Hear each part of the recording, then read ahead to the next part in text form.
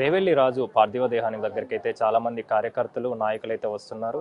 ఆయనకు నివాళులు అర్పించేందుకైతే వస్తున్నారని చెప్పాలి. ముఖ్యంగా ఈ ఆత్మహత్య చేసుకోవడానికి ఇంత ధైర్యం ఎలా చేశాడు అని చెప్పేసి కూడా చాలామంది ఆశ్చర్యపోతున్న పరిస్థితి మనకు కనిపిస్తుంది. ఆ వీడియో ఏదైతే వైరల్ అయిందో తల్లిని కొట్టిన వీడియో, ఆ వీడియో వైరల్ అయిన కారణంగానే ఈయన ఆత్మహత్య చేసుకున్నట్టుగా అయితే తెలుస్తుంది.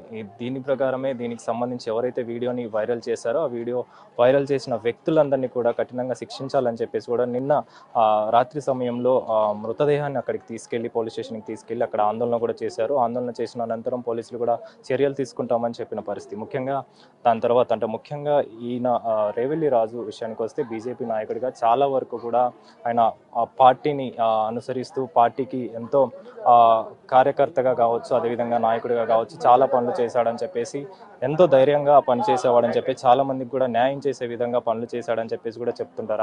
అందులో భాగంగానే చాలా మంది కూడా నాయకులు కావచ్చు, కార్యకర్తలు కావచ్చు ఇక్కడికి వచ్చి నివాళులు అయితే అర్పిస్తున్నారు. బంధుమిత్రులు కూడా వచ్చి కన్నీరు మున్నీరుగా పిలిపిస్తున్న పరిస్థితి మనకు కనిపిస్తుంది. ప్రస్తుతం ఆయన భార్య ఉన్నారు, వారితోటి మాట్లాడదాం. అమ్మ చెప్పండి, దీనికి సంబంధించి అసలు ఆత్మహత్య ఎందుకు చేసుకోవాలనుకున్నారు? దీనివల్ల అంటే ఒక వీడియో వైరల్ చేయడం వల్లనే ఇలాంటి ఆత్మహత్య చేసుకోవడానికి కారణం ఏందని చెప్పేసి చెప్తున్నారు. ఏం చెప్తారు? వీడియో వైరల్ కావడం వల్లనే వీడియో ఎడిట్ చేసి వైరల్ చేశారు కాబట్టి ఆయన చనిపోతాన్ని వీడియో పెట్టి ఇంత పని చేసిండు. నాకేం చెప్పలేదు. చివరిగా ఎప్పుడు మాట్లాడారమ్మా మీతోటి? అంటే ఈయన ఈ వీడియో ఎప్పుడైతే వైరల్ అయిందో ఆ వైరల్ అయినప్పటి నుంచి కూడా ఆయన మనస్తాపానికి గురవడం జరిగిందంట. ఎప్పుడు బయటికి వెళ్ళారు? మీతో ఎప్పుడు మాట్లాడడం జరిగింది? మొన్న 10 o'clock ఇంట్లో నుంచి వెళ్ళిండు. స్నానం చేసి ఎప్పటిలాగానే పని మీద వెళ్తున్నా అన్నాడు. స్నానం చేసి మంచి షర్ట్ వేసుకున్నాడు, మంచి డ్రెస్ వేసుకున్నాడు, మంచిగా బయటికి వెళ్ళిండు. 1 or 2 o'clock ఇంటికి వస్తా అన్నాడు. సరే అన్న, టిఫిన్ చేయమంటే కూడా చేయలేదు. వెళ్తుండు కదా వస్తుండు కదా అనుకున్నా. ఎప్పట్లానే ఇంటికి బయటికి వెళ్ళి ఇంటికి వస్తాడు అనుకున్నా. ఆయన ఫోన్ ఇంట్లోనే పెట్టి వెళ్ళిపోయిండని నాకు తెలియదు. బెడ్రూమ్లో సైలెంట్లో పెట్టి వెళ్ళిపోయిండు. నేను హాల్లోనే ఉన్నా ఆ రోజు. బెడ్రూమ్లో ఫోన్ చూడలేదు. 1 or 2 o'clock వస్తున్నాడు కదా అని నేను కాల్స్ చేస్తుంటే కాల్ లిఫ్ట్ చేయట్లేదు. ఎందుకు లిఫ్ట్ చేయట్లేదని నాకు భయం ఇస్తుంది.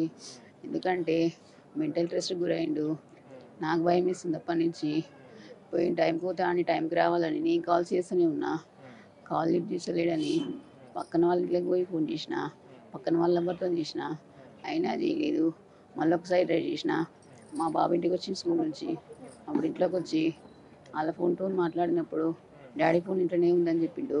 నాకు భయం వేసి ఇంట్లోకి వచ్చేసరికి ఫోన్ ఇంట్లోనే ఉంది. నేను ఫోన్ లేనిది ఒక క్షణం కూడా ఉండడు. అసలు ఫోన్ పట్టుకోండి ఆయన మనశ్శాంతే ఉంటుంది. అలాంటిది ఫోన్ వదిలేసి మార్నింగ్ వెళ్ళిండు, ఇంతవరకు రాలేదు. నాకు డౌట్ వచ్చి లాస్ట్ టైం ఎవరెవరు కాల్ చేసిండో కాల్ లిస్ట్ తీసి నీకు కాల్ చేసిన, ఎవరు రాలేదన్నారు. నాకు భయం వేసింది. నేను భయం వేసి అందరికీ కాల్ చేస్తూనే ఉంటే మా పెద్దవాడు వచ్చిండు. అప్పటికి పెద్దవాడు వచ్చి గ్యాలరీ ఓపెన్ చేసి చూసేసరికి ఆ వీడియో కనిపించింది. ఆ వీడియో చూసేసరికి నా ప్రాణాలు పైనే పోయినట్టు అనిపించింది. ఎవరు చేశారమ్మా అది? అంటే ఆ వీడియో వైరల్ చేయాల్సిన అవసరం ఏమొచ్చింది? ముఖ్యంగా చూసుకుంటే అది మీకు సంబంధించిన వ్యక్తులు చేశారని చెప్పేసి, అదేవిధంగా రాజకీయ నాయకులు కొంతమంది వాళ్ళ స్వార్థం కోసం చేశారని చెప్పేసి కూడా మీరు ఆరోపించారు.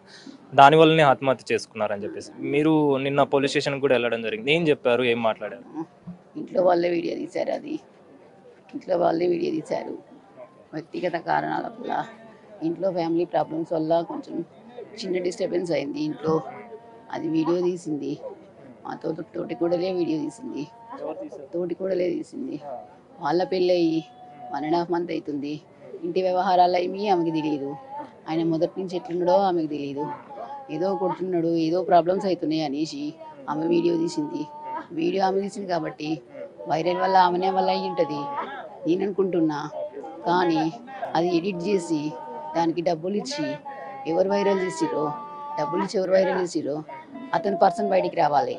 ఆ పర్సన్కు తగిన శిక్ష. మా ఆయన మనస్తాపానికి గురై చనిపోయిండు. వీడియో వల్లనే చనిపోయిండు. నేను ముప్పల్లో ముఖం ఎత్తుకొని తిరగలేకపోతున్నా అన్నాడు. కానీ నన్ను నమ్మించిండు.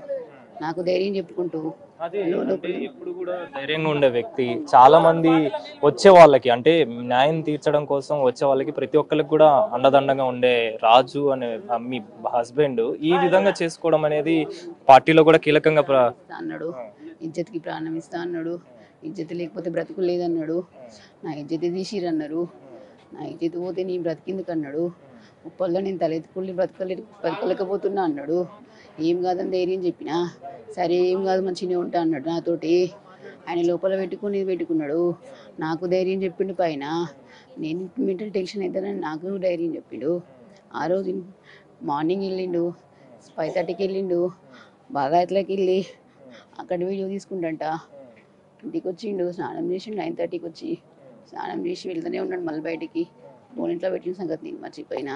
ఆయన నేను పెట్టిన చూడలేదు, పెట్టి వెళ్ళిపోయిండు. వీడియో అక్కడ బాగా ఇట్లా తీసుకుని వచ్చిండు, ఇంట్లో పెట్టి పోయిండు, సైలెంట్లో పెట్టి. అది నేను చూడలేదు. చూస్తే ఇంత పని కాకపోతుండే. మీరేం చెప్తారమ్మా? ముఖ్యంగా ఆత్మహత్య చేసుకోవడానికి అది హత్య అని చెప్పేసి మీరు చెప్తున్నారు. ఆత్మహత్య చేసుకోవడానికి ప్రేరేపించే విధంగా వీడియో వైరల్ చేసి ఈ విధంగా చేశారని చెప్పి ఆత్మహత్య చేసుకునే విధంగా ప్రేరేపించారు. ఆ వీడియో వల్లనే మా ఆయన చనిపోయిండు, లేకపోతే చనిపోకపోతుండే. వీడియో ఎడిట్ చేసి ఎవరు వైరల్ చేసిర్రు? ఎడిట్ చేసి వైరల్ చేసి వాళ్ళకి డబ్బులు ఎవరు ఇచ్చిర్రు? అసలు ఎవరు చేయించిర్రు? ఆ పర్సన్ బయటికి రావాలి. బయటకు వచ్చి మా ఆయనకు, నాకు, నా పిల్లలకి న్యాయం జరిగేలాగా అతన్ని కఠినంగా శిక్షించాలని మీడియాకి మనస్ఫూర్తిగా నేను కోరుకుంటున్నాను. మీరు చెప్పండి, మీ డాడీ